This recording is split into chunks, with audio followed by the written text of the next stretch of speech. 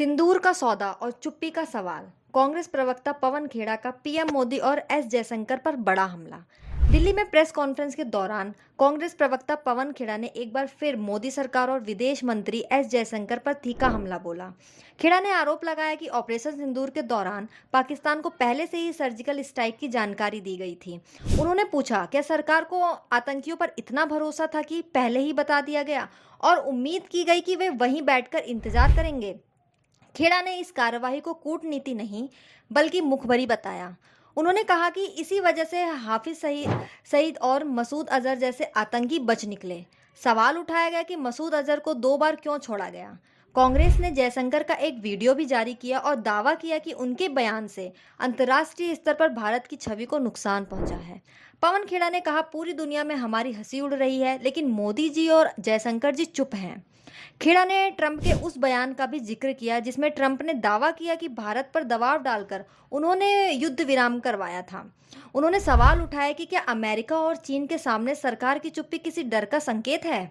खेड़ा ने कहा कि ऐसे में सेना का मनोबल टूटता है। उन्होंने मोदी सरकार से पूछा, देश को कितना नुकसान हुआ, कितने आतंकी मारे गए और कितने हवाई जहाज गिरे। तो आइए डिटेल में सुनते हैं कि पवन खेड़ा द्वारा क्या क्या सवाल उठाए गए। या सेना के पराक्रम को और नुकसान भी पहुंचा सकती है, उनके मनोबल को नुकसान पहुंचा सकती है, जो हमने इस बार बहुत अफसोस के साथ कह रहे हैं कि होते हुए देखा। मैं सबसे पहले अपने साथियों से आग्रह करूंगा कि एक आपको वीडियो दिखाएं, फिर प्रेस वार्ता को आगे बढ़ाएं।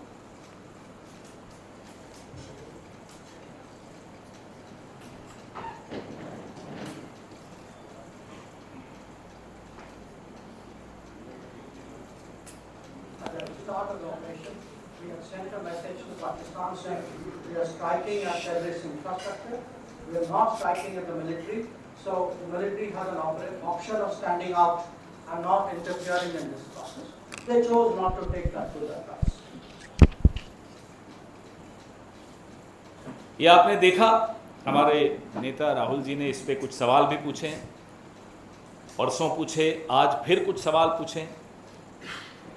ये बहुत महत्वपूर्ण इसलिए हो जाता है कि पिछले पूरे एक हफ्ते में अमेरिकी राष्ट्रपति डोनाल्ड ट्रंप अलग अलग देशों में, जमीन पर, हवा में, हवाई जहाज में एक बात दोहराते रहे कि उन्होंने युद्ध रुकवाने में मध्यस्थता की।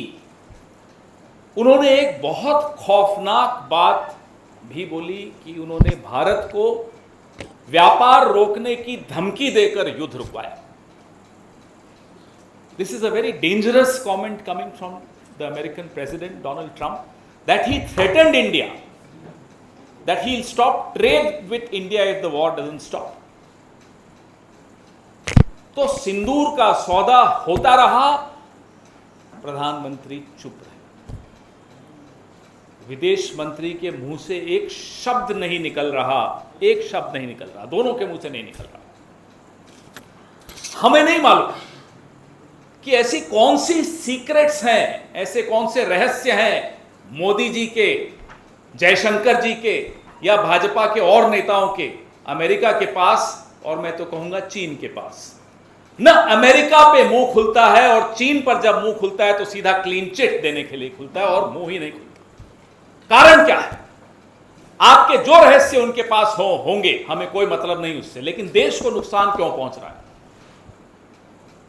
पहलगाम का न्याय क्यों नहीं मिल पाएगा? इसलिए क्योंकि आप डरते हैं अमेरिका से, आप डरते हैं चीन से, आपका मुंह नहीं खुलता चीन के आगे। सबको मालूम है, पूरे देश को मालूम है, पूरे विश्व को मालूम है चीन की भूमिका क्या रही इस युद्ध में, और अमेरिका अपनी भूमिका खुद आगे बढ़ चढ़कर बता रहा है इस युद्ध को रोकने में, और जयशंकर जी का मुंह नहीं खुलता। ये क्या हो रहा है? इसलिए ये सवाल पूछने बहुत बहुत आवश्यक हैं। ये महत्वपूर्ण है कि डोनाल्ड ट्रंप क्या बोल रहे हैं, लेकिन बात सिर्फ डोनाल्ड ट्रंप की नहीं है। बात यह है जो अभी आपने वीडियो में देखा कि कैसे जयशंकर जी खुद प्रेस एजेंसीज को सामने बैठाकर और खुद बता रहे हैं कि हमने पाकिस्तान के आतंकी ठिकानों पर हमला करने से पहले पाकिस्तान को सूचित कर दिया था। अब ये सूचित करने का क्या मतलब होता है? इतना भरोसा है आपको आतंकियों पर कि आप सूचित कर देंगे और वो वहीं रहेंगे या वो चुपचाप बैठेंगे? ये भरोसा है आपको उन आतंकियों पे? रिश्ता क्या है आपका? कैसे आप बोल रहे हो उनको? क्यों बताया आपने? और इसको आप क्या कूटनीति कहेंगे? ये डिप्लोमेट रहे हुए, आज जो देश के विदेश मंत्री हैं ये एक राजदूत रहे हुए, आईएफएस ऑफिसर रहे हुए। क्या इसको कूटनीति कहते हैं? माफ कीजिएगा, हमारी देहाती भाषा में इसको मुखबिरी कहते हैं, इसको कूटनीति नहीं कहते। ये मुखबिरी है, ये अपराध है, ये गद्दारी है। और उसके बाद लीपापोती पूरी कि मैंने ऐसा नहीं, अरे आपने तो खैर लीपापोती भी नहीं कि आपके विभाग से एक चिट्ठी आ गई कि ये ऐसा नहीं कहा। आपके मुंह से ये शब्द एक एक यहां मीडिया कर्मी बैठा है, देश के हर नागरिक ने, विश्व के हर नागरिक ने देखा आपने क्या बोला कि हमने पाकिस्तान को बता दिया था कि हम सिर्फ आतंकी ठिकानों पर हमला करने जा रहे हैं। अब बताइए, मुखबिरी नहीं है तो क्या है? और मुखबिरी का इतिहास लंबा है, अभी उस पर भी आऊंगा मैं।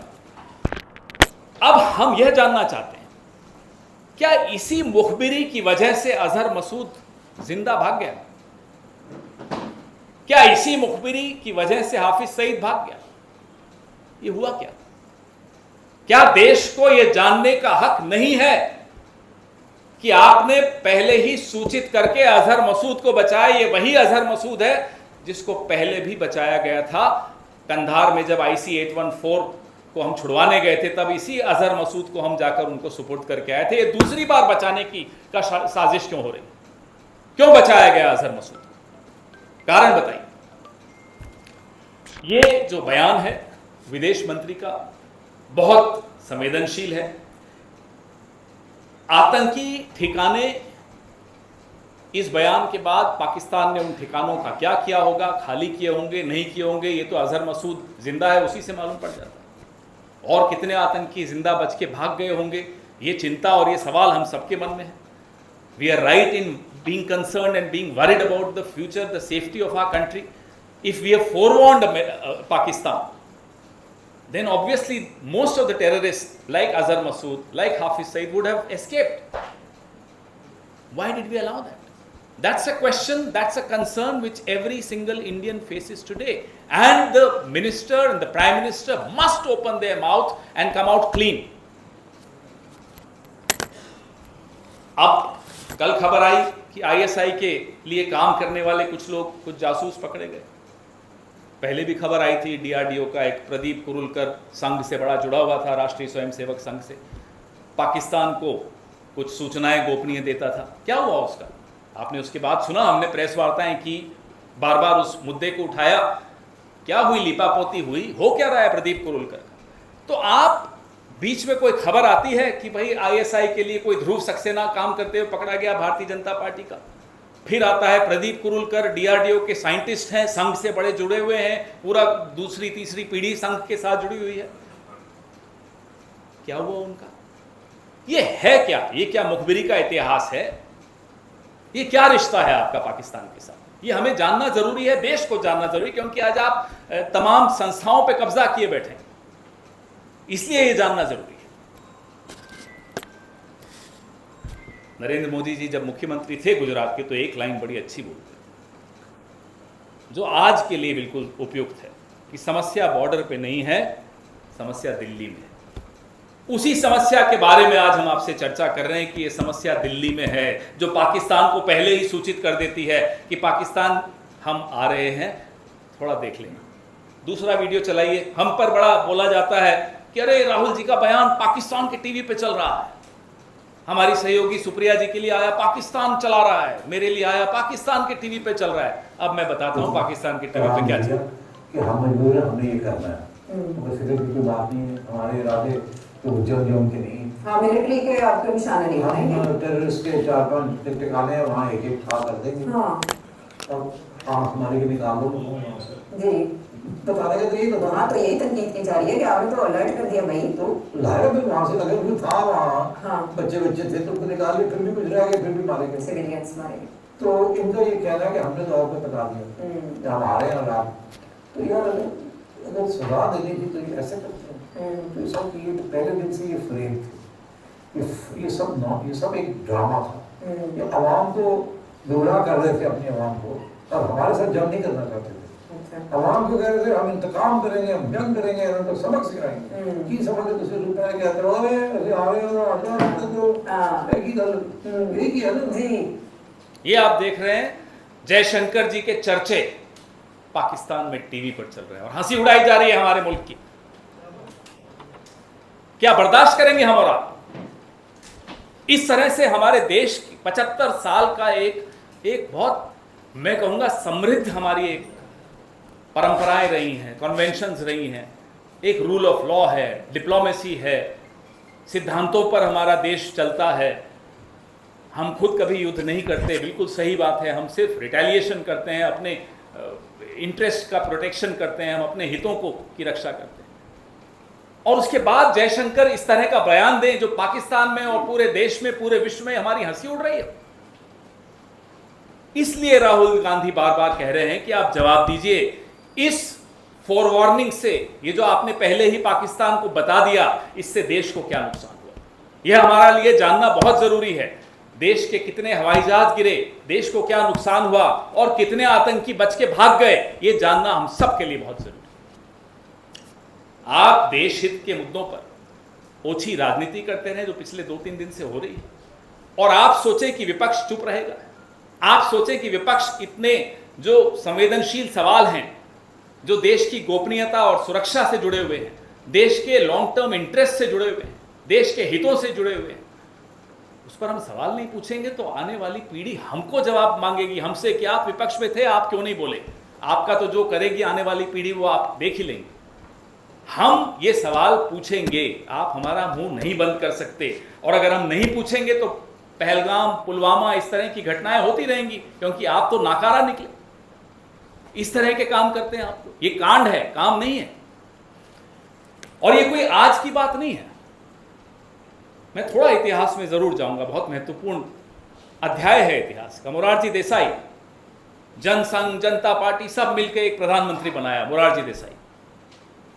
मोरारजी देसाई ने, और ये रिकॉर्डेड हिस्ट्री है, कोई हवाबाजी व्हाट्सएप यूनिवर्सिटी और ये आईटी वाली ट्रोल नहीं है, रिकॉर्डेड हिस्ट्री है। मोरारजी देसाई ने फोन उठाकर जनरल जियाउल हक को कहा कि हमें राव वालों ने बताया है काहुता में आपका न्यूक्लियर क्या तैयारी चल रही है। पूरे डिटेल रॉ के हमारे जो इंफ्रास्ट्रक्चर था पाकिस्तान में, जो हमारे कैंप्स, वो सारा बता दिया। कुछ हफ्तों में, हफ्ते भी नहीं, कुछ दिनों में हमने इतने रॉ के लोग गंवा दिए वहां, उनको पाकिस्तान ने गायब कर दिया, मार दिया, क्या किया हमें नहीं मालूम। और जो दशकों की मेहनत थी रॉ की, वो मोरारजी देसाई के जियाउल हक को एक फोन कॉल में खत्म कर दी। इसीलिए कहता हूं मुखबिरी का इतिहास है। और ये मोरारजी देसाई हैं। जैसा देश में हमारे भारत रत्न होता है ना, पाकिस्तान में निशाने पाकिस्तान होता है। मोरारजी देसाई को पाकिस्तान ने निशाने पाकिस्तान से नवाजा। हम चुप रहते हैं, इसका मतलब नहीं कि हम ये सब पीड़ा हम सब ने झेली नहीं, इस देश ने नहीं झेली। आज भी कीमत अदा कर रहे हैं मोरारजी देसाई के इस अपराध, पाप का।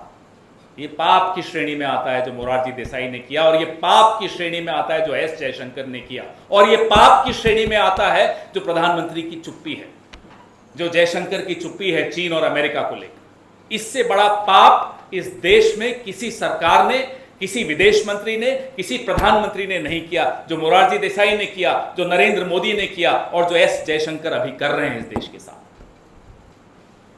ये गुस्सा हम सबके दिलों में है, क्योंकि हमारे सैनिक पूरा पराक्रम दिखाकर पाकिस्तान को घुटनों पर ले आते हैं, और अचानक डोनाल्ड ट्रंप आते हैं और कहते हैं सीज फायर मैंने करवाया। टेलीविजन चैनल्स हम सबको में जोश भरते हैं कि इस्लामाबाद कब्जे में आ रहा है, कराची पे हमला हो गया है। बीच में डोनाल्ड ट्रंप आते हैं, बैठ जाइए, हो गया सीज फायर, और मोदी चुप। सिंदूर से सौदा मंजूर नहीं है, देश के प्रति गद्दारी मंजूर नहीं है। वो कोई हो, किसी भी पद पर बैठा हो, देश के प्रति गद्दारी अगर करेगा तो हम सवाल पूछेंगे और जनता उसको जवाब देगी। आपके सवाल। सर, आज बैठक है स्टैंडिंग कमेटी की स्तर पर इसकी, और विदेश सचिव को बुलाया भी गया है। आपके भी मेंबर्स उसमें हैं, तो क्या आपको लगता है इस मसले पर भी चर्चा होनी चाहिए? कम से कम देखिए, जो होना चाहिए कि अगर आप बात कर रहे हैं तो होना तो बहुत कुछ चाहिए मौसमी जी। होना तो ये चाहिए कि प्रधानमंत्री ऑल पार्टी मीटिंग्स में खुद आएँ, नहीं हुआ। होना तो यह चाहिए कि जिस तरह से पंडित जवाहरलाल नेहरू ने अटल बिहारी वाजपेयी की मांग पर भारत चीन युद्ध के बीच में विशेष सत्र संसद का बुलाया और चर्चा की, हमने मांग की नरेंद्र मोदी जी से कि एक विशेष सत्र संसद का बुलाइए, होना तो वो भी चाहिए था, नहीं हुआ। इस सरकार में क्या होना चाहिए और क्या होता है में बहुत अंतर है, तो इसलिए हमें अब इस पर टिप्पणी करना कोई उचित नहीं होगा कि क्या होना चाहिए। पूरा देश जानता है कि क्या होना चाहिए। पूरा देश यह भी जानता है कि इस तरह से डोनाल्ड ट्रंप आकर बोले कि मैंने सीज फायर करवाया और धमकी देकर करवाया, ये भी नहीं होना चाहिए था। सिंदूर का सौदा भी नहीं होना चाहिए था, बहुत कुछ नहीं होना चाहिए था, लेकिन हो रहा है। होना यह भी नहीं चाहिए था कि एस जयशंकर पाकिस्तान को पहले ही चेतावनी दे दें, वो भी हुआ। होना यह भी नहीं चाहिए था कि चीन और अमेरिका पर प्रधानमंत्री और विदेश मंत्री का मुंह चुप हो जाए, बंद हो जाए, मुंह से आवाज़ नहीं निकल रही, वो भी आपके सामने हो रहा है। माइक, ये जो नई चीज आप इस पूरे घटनाक्रम में लेकर आए हैं कि एक नया वीडियो है विदेश मंत्री का, क्या इसके बाद भी कांग्रेस जो स्टैंड ले रही है कि सरकार की तरफ से जो प्रतिनिधि मंडल जा रहा है जिसमें कांग्रेस के 4 बड़े नेता रहेंगे, क्या आप उस स्टैंड पर आप आज भी कायम हैं, या जो सवाल आप कर रहे हैं ये सवाल के साथ अब आगे स्टैंड आप लोगों का बदल जाएगा?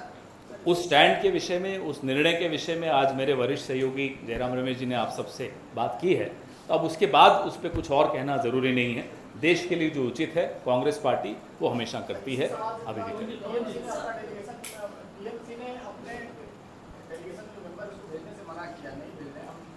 कांग्रेस पार्टी ने अपना जो स्टैंड है अभी कुछ देर पहले जयराम रमेश जी ने स्पष्ट कर दिया है।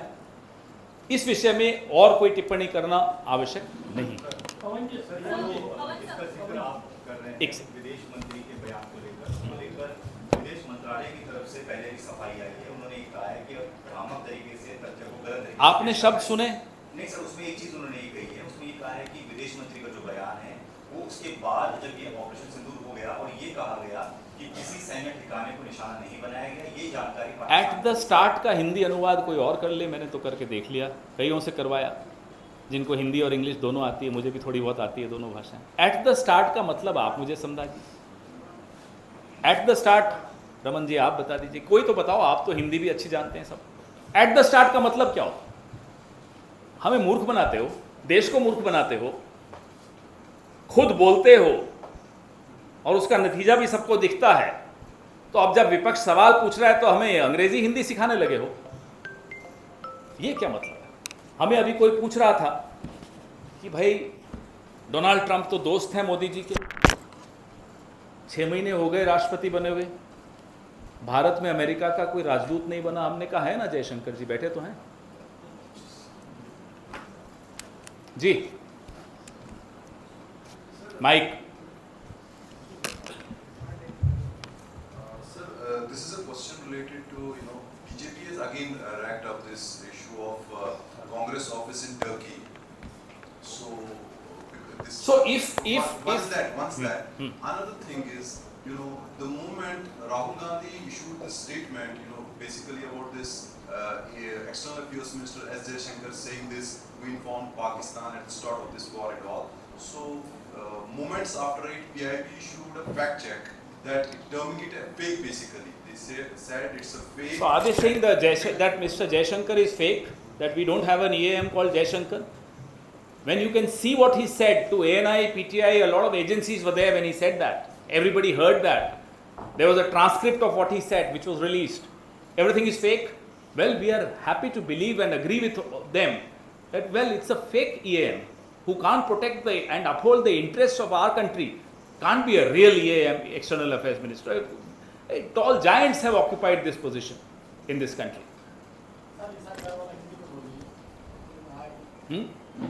नहीं, आपका दूसरा सवाल, sorry, he has another question. कौन सा वाला?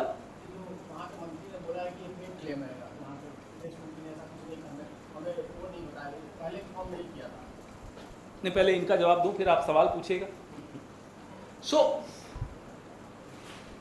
the BJP, friends of BJP, overseas friends of BJP, has setups in over 25 countries. They go and campaign amongst the NRIs of Turkey, Malaysia, Canada, several countries. What does it mean? Are they working against the interests of India? Overseas setups of any party, any national party, are there to target the diaspora. There are times when they are also used to do track 2, track 3. BJP can do it. They did it in 2014. So that is forgiven. But because the Congress is doing it, that's not, it's wrong. The BJP and RSS can go to China. When Mr. Gadkari was the president of the BJP, and Ram Madhav used to take delegations to China to do some training sessions from CCP, the Communist Party of China. What training did you want from Communist Party of China? That's forgiven. So, the BJP should not open its mouth. That will be the best service to the nation. But if they open their mouth, they should first read their own history. Before they became BJP, what was their history? Before they became Jansangh, what was their history? Before they became Hindu Mahasabha, what was their history? And what are they doing today? They will never open their mouth against the Congress. It's a long history of, I am sorry to use the word, I hate using this word, of anti-national stands that they have taken. Whether when we were fighting the British or when we were strengthening RAW against Pakistan. You know, Mr. Morarji Desai also told America that he was absolutely opposed to the nuclear tests done by Indira Ji. Do you know there was a charge against Morarji Desai by a leading journalist of America that he was on the payroll of CIA? That case continued for several years in Chicago. And Mr. Morarji Desai lost that case. That journalist was given a clean chit. That journalist accused Morarji Desai of passing on secrets to America from the government. So if we start talking about their horrible history, they would not know where to hide. Nishan-e-Pakistan, Morarji Desai. Their hero of emergency, their hero of 1977 to 79. This is what he was doing. One question. Sir, you are also asking about the aircrafts, how many aircrafts have been hit during this operation. Don't you think that being the grand old party, you should ask these questions in an internal meeting? Because where is the internal meeting? We want the internal meeting. But sir, where there is are the sensitive issues and there are some confidential matters which cannot be discussed in the public domain. Is it right on the part of Congress party to do so? We have been asking them, Mr. Prime Minister, please attend the meeting, all party meeting. No. We've been asking them, please have a special session of Parliament. No. In the last meeting of the all party meeting, there was not even a presentation made. No officer, no one. Why?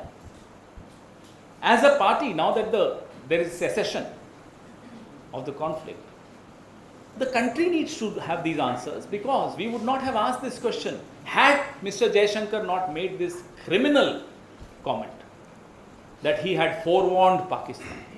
This is not acceptable under any circumstances. Nation first, I'm sorry. Everything comes later. पवन जी एक mic, हाँ। पहले आप तय कर लीजिए। नहीं, उन्होंने पहले। आपके दोस्त ज्यादा हैं। नहीं, दोस्त तो आप भी हैं, लेकिन अच्छा चलिए अल्फाबेटिकली चलते हैं। ए से जिसका नाम है वो। पवन जी, पहली बात तो ये कि जयराम रमेश ने अपने ट्वीट में कहा कि राहुल गांधी ने 4 नाम तय किए। उन 4 में से 2 ने कह दिया कि हम तो पार्टी लाइन के साथ हैं, 2 ने कह दिया हम जाएंगे। सवाल ये है कि जो जा रहे हैं वो क्या आपसे पूछ के जा रहे हैं, और अगर पूछ के नहीं जा रहे हैं तो क्या ये अनुशासनहीनता के दायरे में आता है या नहीं? देश के लिए हमने निर्णय लिया। जयराम रमेश जी ने आज सबसे आपसे बात की थी।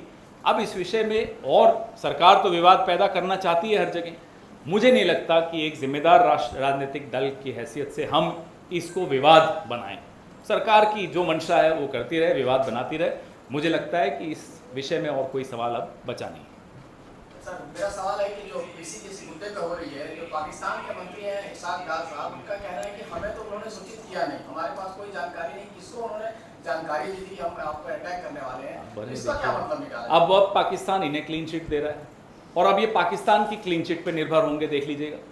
यूं तो दुश्मन है पाकिस्तान, लेकिन जब क्लीन चिट देता है तो दोस्त हो जाता है। ये क्या चल रहा है साहब, ये चल क्या रहा है, यही तो हम जानना चाहते हैं।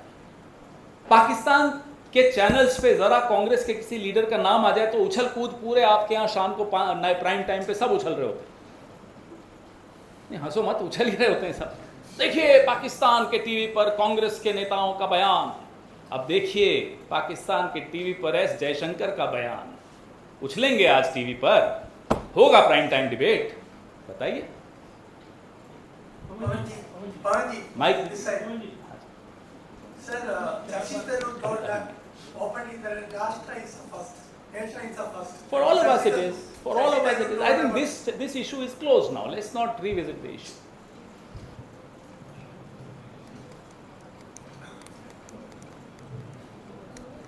जिस आधार पर आपने आज सवाल पूछे हैं और विदेश मंत्री के बयान का हवाला दिया है, तो क्या ये ऑपरेशन सिंदूर पर भी कांग्रेस सवाल उठा रही है? उसकी सफलता ऑपरेशन पे कभी हम सवाल उठाएंगे क्या?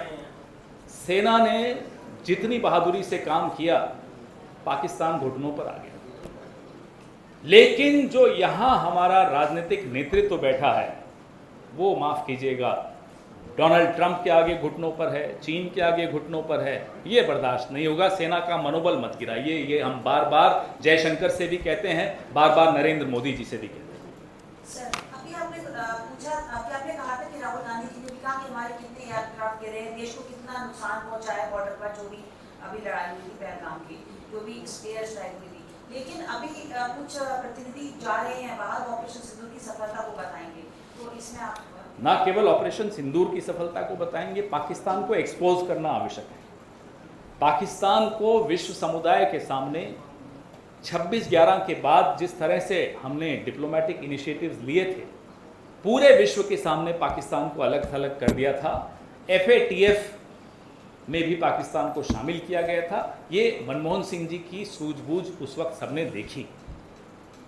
आज सरकार को कांग्रेस से एक बात सीख ली सरकार ने, हमें खुशी है इस बात की कि देश को एक आवाज में बोलना चाहिए। और जब देश एक आवाज में सुनता है तो पाकिस्तान की औकात नहीं है कि वो ये IMF से पैसे ले आए। आप बताइए, 73 देशों में हमारे प्रधानमंत्री करोड़ों अरबों रुपए खर्च करके जाते हैं। आप एक नेपाल तक को अपने साथ नहीं खड़ा कर पाए इस युद्ध में। पता नहीं भूटान ने स्टेटमेंट दिया या नहीं दिया। ये स्थिति आपने कर दी। सीखिए, कांग्रेस की सरकारों से सीखिए कैसे विदेश नीति को बनाया जाता है। विदेश नीति प्रधानमंत्री को प्रोजेक्ट करने के लिए नहीं होती, अपना ढोल नगाड़ा पीटने के लिए नहीं होती, डायस्पोरा इवेंट्स करके, चेहरे बना बना के, कपड़े बदल बदल के, घूम घूम कर भाषण देने में विदेश नीति नहीं होती। विदेश नीति बहुत गंभीर मुद्दा है, वो इस तरह की हल्की हरकतों से नहीं की जाती। सर, आपने पाकिस्तान से पूरा सवाल रिश्ता जोड़ दिया जयशंकर का और प्रधानमंत्री वाजिद ईसाई का भी, लेकिन हेमंता बिस्वा शर्मा आपके एक नेता का लगातार पाकिस्तान से रिश्ता जोड़ते जा रहे हैं और इस बात के बयान ओपनली दे रहे हैं कि उनके पास जानकारी है कि पाकिस्तान के मिनिस्टर्स के बुलावे पे हो गए। इतने साल से उस जानकारी पे वो बैठे थे, ऐसी कौन सी जानकारी है? और हेमंता बिस्वा शर्मा हमारी पार्टी से गए, हम उनकी रग रग से वाकिफ़ हैं, समझ जाएंगे सुनेंगे तो किन रगों से हम वाकिफ़ हैं उनकी।